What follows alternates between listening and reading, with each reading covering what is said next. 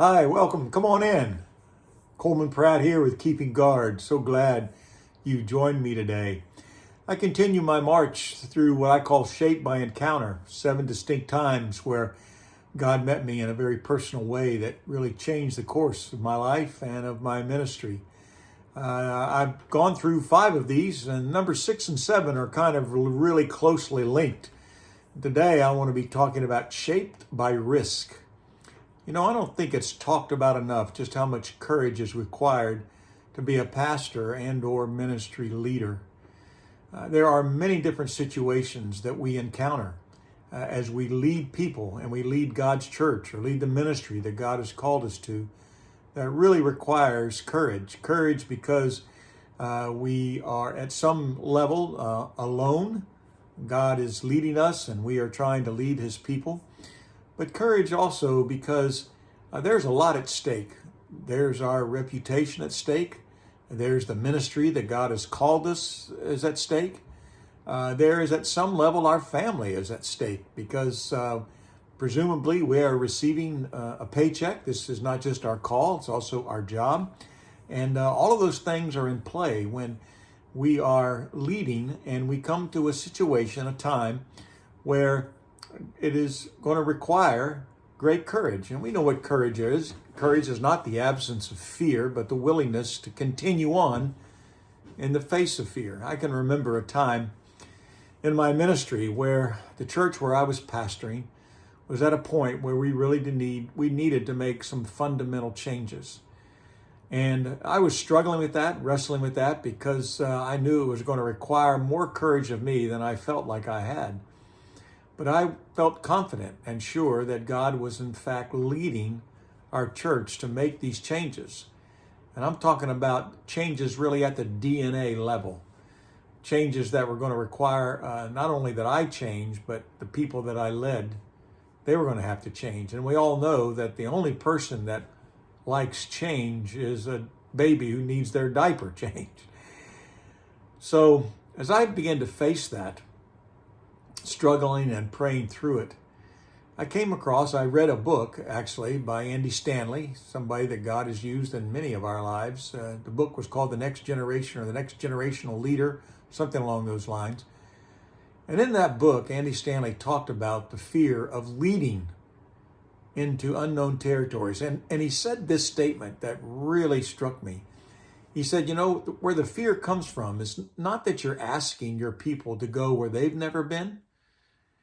You're asking your people to follow you where you have never been. And that really resonated with me because I realized that is exactly where my fear was coming from. Knowing that God was leading change, knowing that God was asking us or leading us to make these fundamental DNA level changes. But I wasn't exactly sure what that looked like. I was just sure that God was in fact calling us to do it.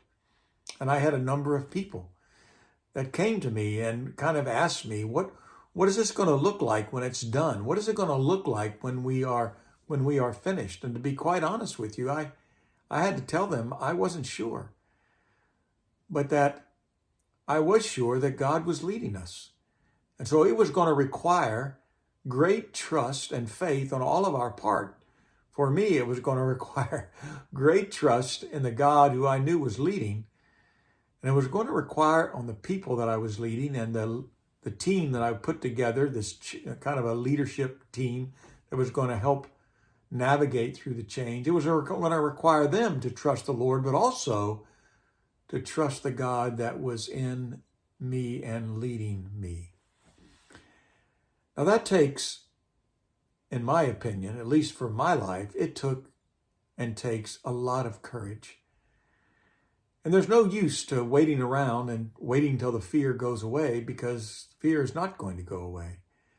But the courage comes in the willingness to continue to move forward, sometimes with nothing but the naked trust in the God who you know is leading you. When I was going through this, I thought of Abraham. And I thought about what it says to us when God called Abraham.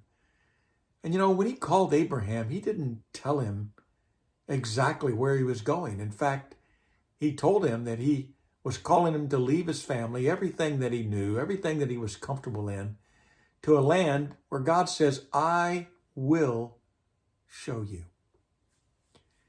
And so Abraham required great faith, great courage, and packing up his whole family and all of his possessions and following God to a place where he wasn't sure of. He wasn't sure where exactly it was or all that was going to be required of him. Pastor and ministry leader, that's exactly sometimes what God asks us to do.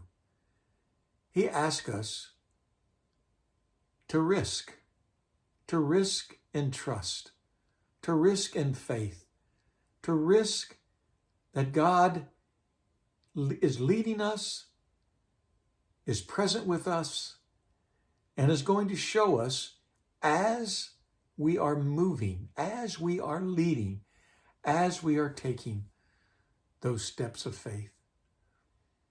So again, as you lead your people, sometimes your greatest fear is going to be because you're asking them to follow you, not just where they've never been, but you're going to be asking them to follow you where you have never been.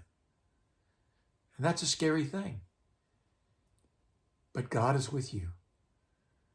God is leading you. Stay close to God. Continue to cry out to God. And then marvel at the doors God opens, the wisdom that God gives, the strength that he provides.